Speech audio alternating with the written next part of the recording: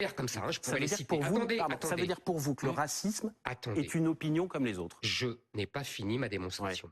Mais je pose quand même des questions. Non, mais oui, mais moi, je n'ai pas fini ma démonstration. Bon. Je la reposerai quand même. Bah, tant pis. Moi, je vous réponds. Je continue. Maintenant, à partir du moment où ces discours de soi-disant de haine sont condamnés en justice, on vous dit il est multirécidiviste. Moi, j'estime, ça va vous choquer peut-être, que tout le discours antiraciste depuis 40 ans, multiculturaliste, de SOS Racisme et de toute la gauche depuis 40 ans, est un discours de haine du peuple français.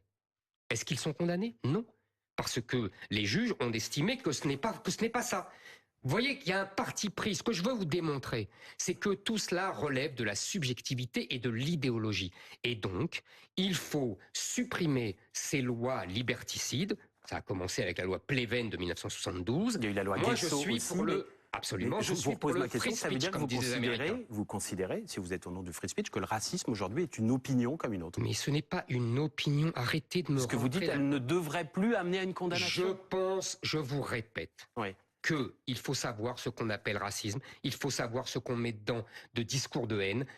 Je considère aujourd'hui qu'on met, pour la plupart des propos de discours de haine, de racisme, etc., ce qui est en fait une critique légitime de l'invasion migratoire que le peuple français subit et que le grand remplacement subit. Voilà ce que je pense, et c'est une manière de censurer et de faire taire les gens qui veulent contester et qui veulent conjurer cette menace existentielle sur le peuple français qui est le grand remplacement. Ce qui veut dire que si un jour vous arrivez au pouvoir, vous rayerez tout cela? Absolument. Je supprimerai toutes ces lois liberticides. Et on pourra, dans la rue, dans les médias, tenir tous les propos racistes qu'on veut. Absolument. Mais on ne pourra pas tenir des propos racistes. Je vous répète qu'il y a des lois, ça n'existait avant. Pour qu'il y ait une diffamation, par exemple, si je dis telle catégorie de la population, je reprends vos propos, sont des voleurs, des violeurs et des assassins, je ne suis pas attaquable en diffamation. Vous ne me ferez pas changer d'avis.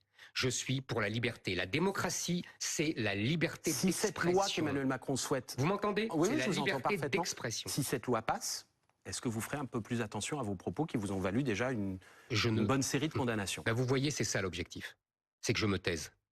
L'objectif de toutes ces condamnations... Vous pouvez très bien vous faire élire en disant si je passe, la loi changera. Non, c'est une loi inique. Jadis, François Mitterrand parlait de la force injuste de la loi. Ben, c'est des lois qu'il faut supprimer. Voilà, parce que ce sont des lois iniques. C'est tout. Ce sont des lois qui, je le répète, ont un objectif de censure. C'est l'Union soviétique sans le goulag. Voilà ce que nous prépare M. Macron. D'ailleurs, il y a tout un ensemble de signes. Il a commencé à dire il faut interdire les réseaux sociaux aux jeunes de moins de 15 ans. Moi, le premier, je disais, bah oui, je comprends, les gamins sont en voie d'abêtissement à cause de ça. Mais on voit bien l'objectif. Après, il dit on va interdire Twitter. Après, il dit on va mettre un code de déontologie aux médias. Et maintenant, il dit inéligibilité pour les gens qui ont été condamnés pour discours de haine. Emmanuel Macron, c'est la dictature. Ça s'appelle la dictature. Ça s'appelle l'URSS sans le goulag.